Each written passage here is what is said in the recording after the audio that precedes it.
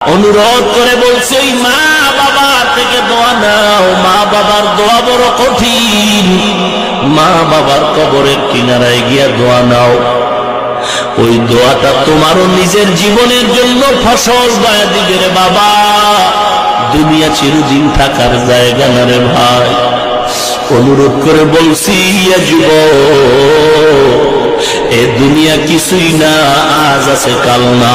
এ জীবনে কত যুবকের জানাজা পড়াই না, কত যুবকের লাশ কবরের ভিতরে রাখলো।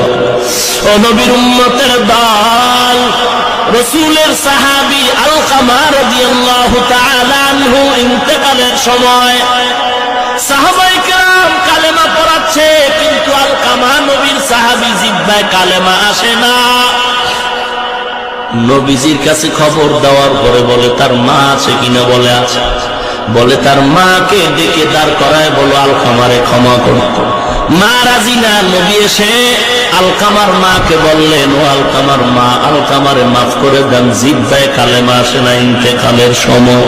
মা বলে না না, আমি আমার সন্তানের ক্ষমা করব না।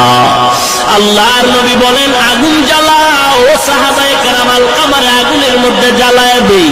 আল্লাহর নবীর কথার পর আলকামার মা চোখের পানি ছেড়ে বলেন, পয়গম্বর আমি ক্ষমা করে দিলাম, কারণ সন্তানের কষ্ট সহ্য করতে পারি না, আমি মাফ করে দিলাম।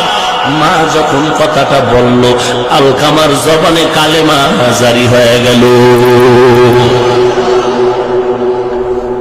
ও সন্তানের মা বাবা, ও সন্তানের মা বাবা, সন্তান আপনার সাথে ভালো ব্যবহার করবে যদি আশা করেন, তাহলে আপনাকেই ভালো ব্যবহারটা শিখাইতে হবে।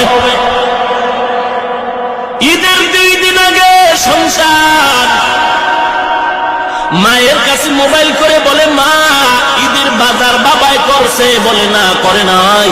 বলে মা বাবারে নিষেধ করো, আমি ঢাকা থেকে ঈদের বাজার নিয়ে আসতেছি। আমি ঈদের রাত আমি বাজার নিয়ে আসবো, ঈদের বাজার আমি নিয়ে আসবো, মা বাবাকে নিষেধ করে দাও।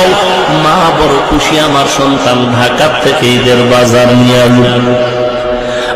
আজকালকে ঈদ, আজকে সন্তান ঢাকার বাজারে ছুটি নিয়ে সন্ধ্যাবেলায় বাসের টিকিট করলো। মার্কেটে ঢুইকা সন্ধ্যা দুপুর বেলা কয়, মা আমি মার্কেটে, বলো তোমার জন্য কি কিনবো। মা মোবাইলে কান্না করে বলে, সন্তান আমার কিছু লাগবে না, তুই আয়।